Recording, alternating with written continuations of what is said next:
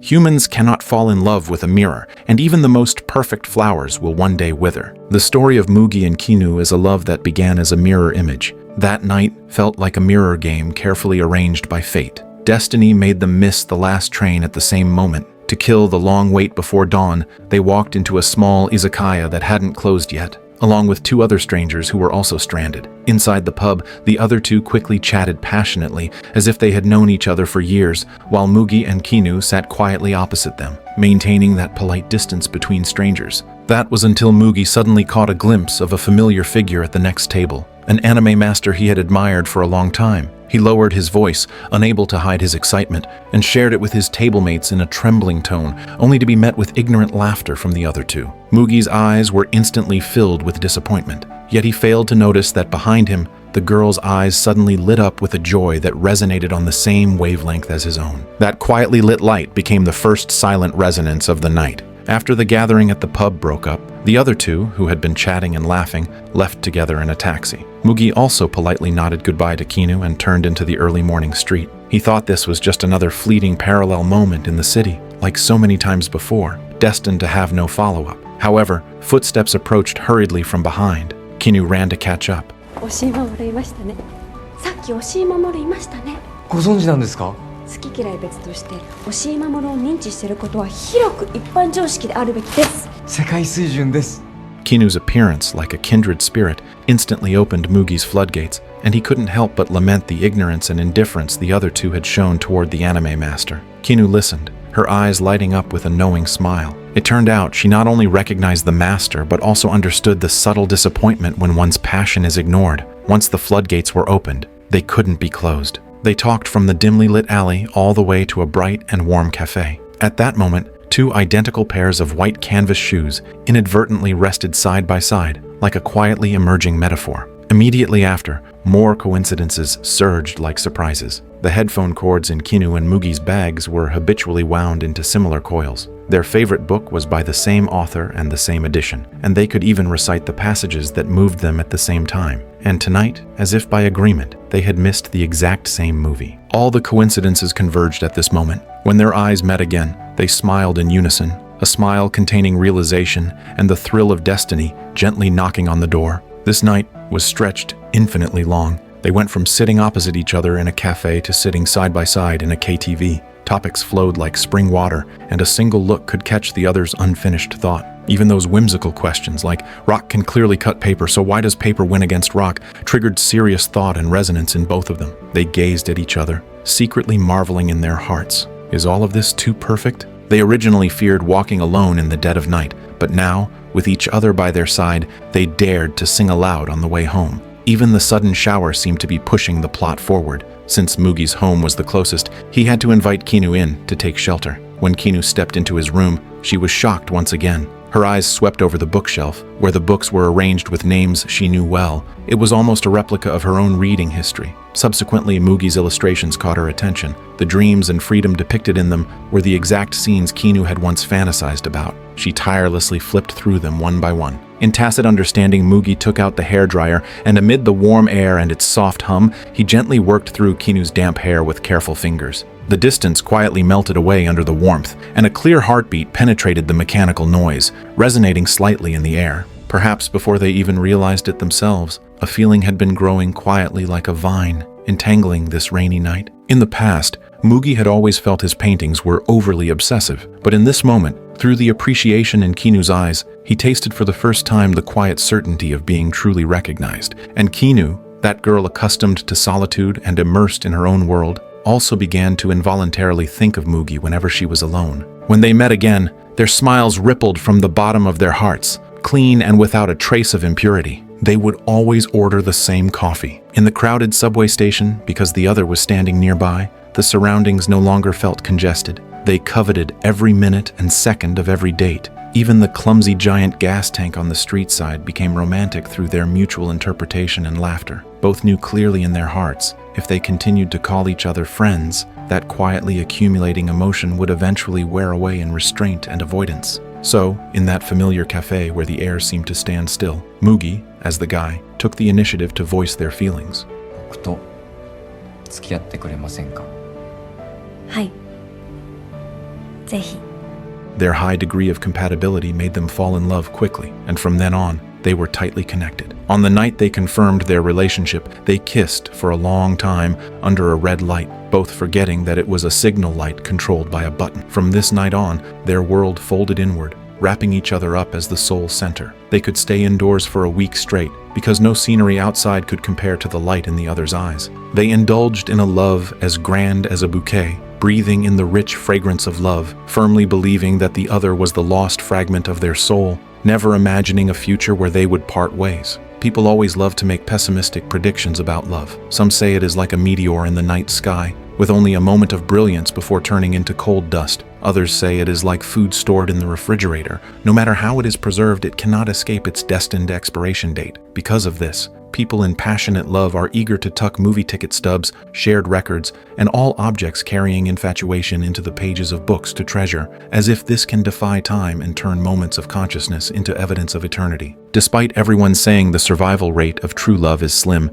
they still firmly believed that their love would be like the deep ocean before them, blooming with the bluest light while obtaining an eternal background color. Mugi and Kinu froze countless such moments with a camera. These proofs of happiness would become memories in their respective lives that could never be overwritten. Kinu began trying to walk into Mugi's world and meet his friends. Among them, a couple covered in tattoos left a deep impression on her. Their love seemed to be born from some untamed madness, spreading infinitely in their spiritual wilderness. Both of them resisted being defined by worldly rules, insisting on walking a path others couldn't understand. For them, love was far more than an exchange of emotions. It was a confirmation and resonance of self-identity. In the blink of an eye, Mugi and Kinu's love reached its second summer. On this day, Mugi, who was rushing to finish a manuscript, received a call from Kinu. On the phone, she softly spoke the news of her failed interview, as if telling an unimportant trifle. But by now, they could already hear the underlying emotional tone from the slightest change in each other's voice.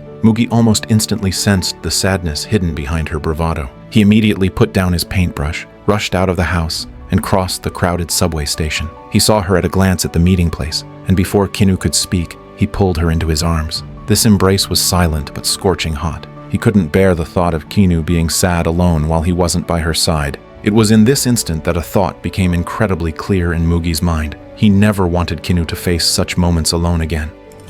一緒に暮らそうよ。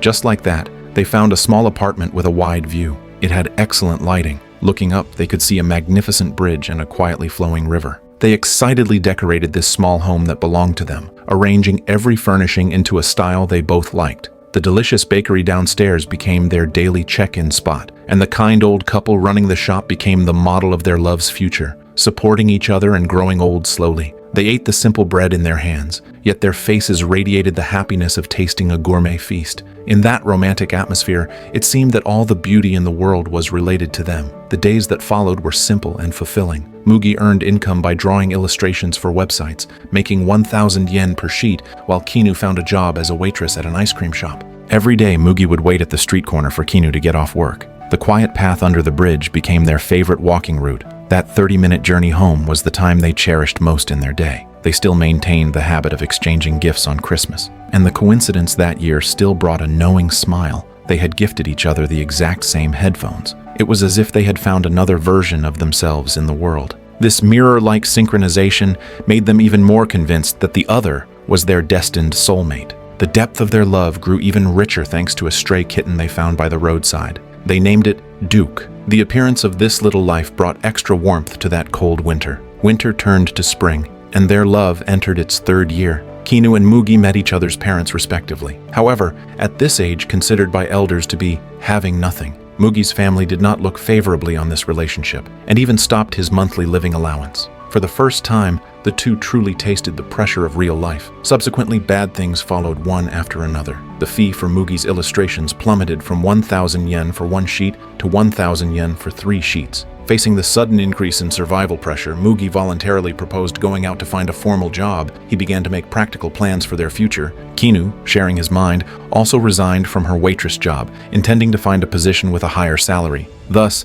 job hunting became their primary task for the year. In the days that followed, a meticulously prepared Mugi went out for interviews, setting off confidently with Kinu's support and encouragement. It was also in this year that Makoto Shinkai, known as the second Hayao Miyazaki, released his shocking masterpiece, Your Name. Yet Mugi and Kinu had no time to step into a cinema, as one interview followed another, and resume after resume had to be revised and finished before night fell. Finally, near the end of the year, Kinu was the first to find an accounting job. It wasn't until the 4th year of their relationship that Mugi finally obtained a job at a logistics company. Although it was a startup, it seemed full of potential to him. At this point, they had both temporarily settled down in their careers. Standing at a new starting point, they joined hands again, beginning to look forward to that happy and beautiful future that seemed within reach. To celebrate this hard-won stability, the two excitedly bought a game console they had been longing for. But what Mugi didn't notice was that the brand new game console sat in the corner for a long time, its packaging unopened. He, who used to pick Kinu up from work every night without fail, was now incredibly busy. The movies marked early on the release calendar seemed to become less important when they actually premiered. Company gatherings occupied his already scarce leisure time, and work tasks completely became the center of his life. One day, while dining with friends, Kinu accidentally learned that the tattooed couple who had once impressed her ultimately couldn't withstand the erosion of time and had broken up. This news was like a small stone thrown into a well, rippling circles of unease in her heart. She couldn't help but worry if her love with Mugi had also quietly entered a countdown. After returning home, she tentatively mentioned this to Mugi, with hidden worry. But sitting opposite her, Mugi was focused on eating his noodles, only responding vaguely, completely missing the careful concern in her tone. Unknown to them when it started, Mugi's conversation topics were gradually filled with work pressure and annoyance. Nor did they know when the air between them would suddenly fall into an exhausted silence. Even for movies booked long in advance, Mugi postponed them again and again due to continuous overtime. Kinu always said, "It's okay, we'll watch it next time." But the shadow of disappointment in her heart spread deeper each time. What made her feel most estranged was that when she couldn't hide her disappointment, a look she had never seen before crossed Mugi's face. Not the apology and tenderness of the past, but an undisguised impatience worn out by life. Those small conflicts that were once laughed off now became sparks that ignited arguments. After a rare dispute, the barrier began to grow quietly, like a silent vine. The book Kinu urged him to read was tossed in the car by him and never opened. The matching white canvas shoes that once symbolized their chemistry had unknowingly been replaced by polished black leather shoes. The games they were supposed to play together now left Kinu facing the screen alone. She tried to comfort herself that all of Mugi's efforts were for their better future, so she would still silently hand him a cup of warm coffee when he worked overtime. It was just that the boy who once laughed with her over the game background music now wore noise-canceling headphones, isolating himself from the world. He told Kinu to turn up the game volume and relax, oblivious to the fact that the relaxation she wanted was simply for him to sit by her side. On a rare movie date, Mugi's face was written with exhaustion. The flowing light and shadows on the screen acted like a long lullaby to him. Even the atmosphere of their favorite bookstore had changed flavor. When Kinu excitedly found him with the sequel to a manga she once loved, she found Mugi holding a striking self-help book. Kinu stood frozen, a strange chill passing through her heart. Fortunately, they still shared a bed, but the warmth of embracing each other to sleep had turned into back-to-back silence. In the dark night, they looked in different directions, their thoughts already sailing to completely different shores. One day, Kinu came home from work only to be surprised to find that the bakery, which had been open for 58 years, the one they visited daily, had quietly closed. She disappointedly told Mugi the news, expecting a trace of resonance, but Mugi just stared at his screen and responded impatiently, "If it's closed, just buy from somewhere else." She could no longer hear any regret in his words for the disappearance of their shared memories. Until one day, Mugi discovered that the manga he had been following for years had been on hiatus for a year. It wasn't that the manga had stopped updating, but that he had forgotten to follow it. It was also while organizing his desk that he accidentally discovered under some files that Kinu had already resigned. It was only when she was discovered that she softly spoke the truth. 転職しようかなって。 Mugi felt astonished and puzzled. He couldn't understand. Kinu had put in so much effort to squeeze into that company, and now she wanted to tear everything down and start over for hobbies that, in his view, were unrealistic. Scripted murder mystery planning, escape room design, all content revolving around manga. He couldn't understand how a person could easily give up a job with a decent income and stable prospects just for likes to satisfy a whim of playfulness. Yet sitting opposite him, Kinu's eyes shone with a long-lost light as she excitedly described the creative atmosphere and interesting projects of the new company. Anyone could see that was Kinu's heartfelt yearning and passion. However, Mugi couldn't understand her choice. He believed that such a messy company faced the risk of going under at any moment. As Mugi got more worked up, an argument ensued. 好きで一緒にいるのに、なんでお金ばっかりになるんだろうって。ずっと一緒にいたいからじゃん。そのためにやりたくないことも。私はやりたくないことしたくない。ちゃんと楽しく生きたいよ。じゃあ結婚しようよ。結婚しよう。俺頑張って稼ぐからさ、家にいなよ。働かなくても別に家事もしなくても毎日好きなことしてればいいじゃん。それってプロポーズ。 Mugi's marriage proposal at this moment sounded more like a compromise worn smooth by reality, carrying a casualness that bordered on mockery. Kinu had fantasized countless times about walking down the aisle with him, but absolutely not at this moment, and not in this way. She didn't know if she was still looking forward to that future, or if she could still wear a wedding dress and walk toward him. She only felt that the heart in her chest, which had once beaten wildly for him, was making a faint, broken sound, and the gears of fate always turn with a hint of irony. Entering the new work environment, Kinu quickly became familiar with her new boss, Kohei. Kohei was completely different from Mugi. He was patient and professional at work, always able to organize complex ideas clearly. In life, he appeared calm and unhurried, with a clear planning mind and stable, gentle emotions. His appearance was like a mirror, inadvertently reflecting the widening cracks in Kinu's current relationship. 相手生もんだからさ、賞味期限があるんだよ。それ過ぎたら引き分け狙いでただボール回してるような状態になるわけじゃん。ほら、一人の寂しさより二人の寂しさの方がよっぽど寂しいっていうし。麦君と絹ちゃんには別れてほしくないけど、若い時の恋愛と結婚は違うしね。別れて別の男探せばいいんじゃないの？ This loneliness of two people was something Kinu felt more deeply than anyone. On this day, a colleague Mugi was close to unfortunately passed away, and he took Kinu to funeral. That colleague had lent a helping hand many times when Mugi was in trouble at work. His sudden departure caused an indescribable sadness to well up in Mugi's heart. Mugi didn't know where to place this heavy emotion. After returning home, he could only drink alone in depression. He originally hoped Kinu would notice and give him an outlet to vent, but after she came home, she seemed overwhelmed by her own fatigue and went to bed early. Finally, Mugi could only walk outside alone, venting the pain he couldn't dispel to the silent river in the night. Kinu perhaps realized her indifference from the night before, but the next day when she wanted to comfort Mugi, he didn't give her a chance to speak and turned away. At first, in Kinu's view, it was just a stranger unrelated to her, and she really couldn't generate deep resonance. By the time she finally realized that what she had ignored was Mugi's crucial emotions, all conversations attempting to make amends seemed too late.